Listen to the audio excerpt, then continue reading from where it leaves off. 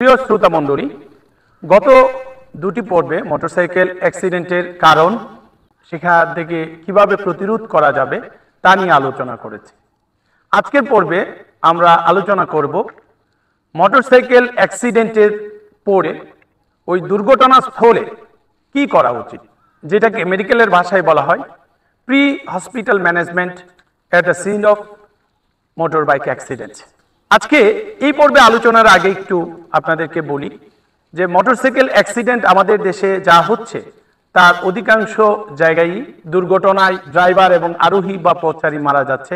আমরা root safety ফাউন্ডেশনের বিগত 5 বছরের পরিসংখ্যান যদি আমরা দেখি, সেখানে আমরা দেখতে পাই যতগুলো মোটরসাইকেল অ্যাক্সিডেন্ট হয়েছে তার চেয়ে বেশি সংখ্যক মানুষ মারা গিয়েছে। অথচ আমাদের নিকটবর্তী দেশ শ্রীলঙ্কায় আমরা পরিসংখ্যানে দেখি সেখানে যতগুলো মোটরসাইকেল অ্যাক্সিডেন্ট হয়েছে তার চেয়ে অর্ধেকের কম সংখ্যক মানুষ মারা গিয়েছে। আসলে এর কারণ কি? আমি যেটা মনে করি এর দুটি অন্যতম কারণ। নাম্বার 1, যেখানে দুর্ঘটনা হয় সেখানে তাৎক্ষণিক ম্যানেজমেন্টটা ভালো হয়। আর নাম্বার 2, হসপিটালে দ্রুত নিয়ে যাওয়া হয় এবং দ্রুত লাইফ সেভিং ট্রিটমেন্ট শুরু করা সম্ভব হয়।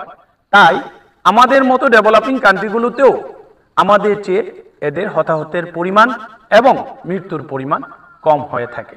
তো আজকে আমরা দুর্ঘটনাস্থলে কি ম্যানেজমেন্ট করব তা নিয়ে আলোচনা করব। এই পর্বটি যারা মোটরসাইকেল ড্রাইভার, মোটরসাইকেল আরোহী এবং যারা জনগণ তাদের জন্য অত্যন্ত গুরুত্বপূর্ণ। দুর্ঘটনার স্থলে আমাদের লক্ষ্য থাকবে 3টি। 1, নিরাপত্তা নিশ্চিত করা, ইনশিওর দ্য সেফটি। নাম্বার 2, জীবন রক্ষা করা বা সেভিং লাইফ। নাম্বার 3, দুর্ঘটনার আঘাতে ক্ষতি বাড়তে না দেওয়া, মিনিমাইজ ইনজুরি প্রোগ্রেশন। নিরাপত্তা নিশ্চিত করার জন্য প্রয়োজন যানবাহনের ধাক্কা, আগুন বা তেল লিক হয়ে দুর্ঘটনায় আহত ব্যক্তিকে যাতে আরো বেশি আহত না করে সেটা খেয়াল রাখা। সতর্কতার চিহ্ন, যেখানে অন্ধকার সেখানে হ্যাজার্ড লাইট এবং যেখানে অনেক বেশি যানবাহন চলাচল করে সেখানে পথচারীদেরকে ডাল ব্যবহার করে দ্রুত আহত ব্যক্তিকে নিরাপদ জায়গায় সরিয়ে নিয়ে নিরাপত্তা নিশ্চিত করতে হবে। জীবন রক্ষা করার জন্য এবং ক্ষতি কমানোর জন্য তাকে প্রাথমিক মূল্যায়ন, যেটাকে প্রাইমারি সার্ভে বলে, প্রাইমারি সার্ভে করতে হবে। অ্যাডভান্স ট্রমা লাইফ সাপোর্ট বা ATLS এর প্রোটোকল অনুসারে এই প্রাইমারি সার্ভেতে 5টি বিষয় মূল্যায়ন করতে হবে, 5টি বিষয়ের সাপোর্ট দিতে হবে, যাকে একসাথে আমরা বলি ABCDE। A means airway, B means breathing, C means circulation, D means disability and E means exposure। আমরা যদি সংক্ষেপে এগুলো নিয়ে একটু কথা বলি, এই বেসিক লাইফ সাপোর্টের 1 নম্বরে হচ্ছে এয়ারওয়ে। আহত ব্যক্তির মুখ এবং নাক, যে দিক দিয়ে সে শ্বাস নেয়, এই শ্বাস রন্ধ্রগুলো যাতে কোনোভাবেই বন্ধ না হয়।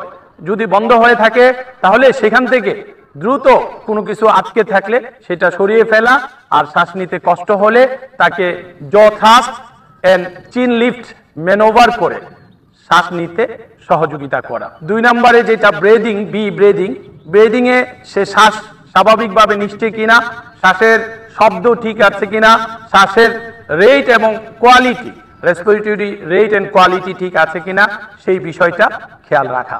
3 নম্বরে সি সার্কুলেশন, রক্ত চলাচল ঠিক আছে কিনা সেই জন্য আহত ব্যক্তির পালস দেখা এবং পালস থেকে তার রেট এবং ভলিউম ঠিক আছে কিনা সেই বিষয়টা খেয়াল রাখা। যদি এই কোনো জায়গা দিয়ে রক্তক্ষরণ হয় তাহলে দ্রুত এই রক্তক্ষরণ বন্ধ করা।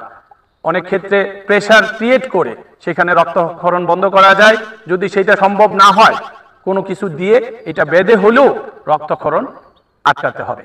তবে মনে রাখতে হবে কোনো কিছু দিয়ে যদি টনিকেট করা হয়, বেঁধে দেওয়া হয়, আধা ঘন্টার ভিতরে সেটা খুলে দিতে হবে। আধা ঘন্টা পর যদি হয় তাহলে কিন্তু তার সেই বাধার পরবর্তী অংশটা কিন্তু নষ্ট হয়ে যেতে পারে।